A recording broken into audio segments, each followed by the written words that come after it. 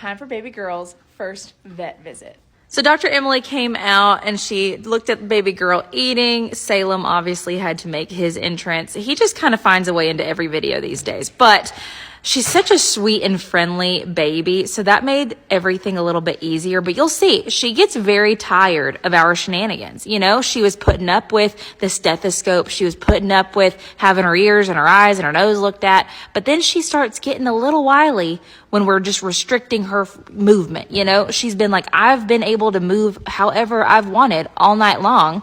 Why do I have to stand here for y'all? We took baby's temperature, did not like that. Was not a fan whatsoever, but you know, who could blame her? Like, she's like, why have so many little things been poked into me in the last few hours, you know? And I don't blame her.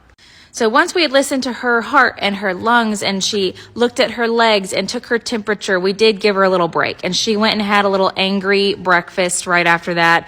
Every baby we have, whenever we do something that they don't like, immediately they go nurse angrily. And it's the funniest thing. So then after she had her break, we took a little look into her eyes. We did go ahead and take blood for her IgG test because, you know, we saw that she was nice and spry this morning. We saw her nursing quite a bit, but every single foal that we have on this farm, we try within 12 hours to take the IgG test to monitor if they got enough of the antibodies from their mom's colostrum.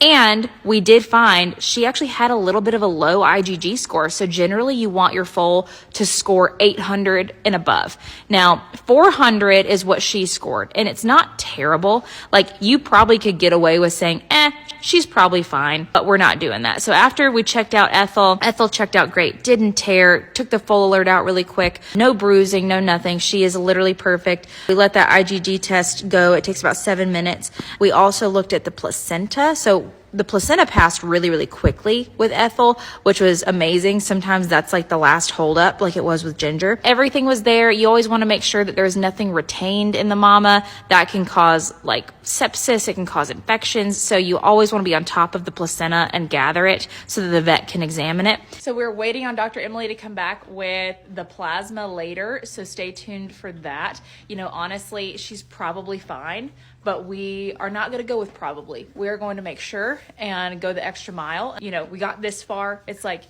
I don't want to settle for mediocre levels with any of my babies. And so that's why we check. That's why we double check and do blood tests right off the bat and try to get the vet out here as soon as we can in that 12-hour period of them being born.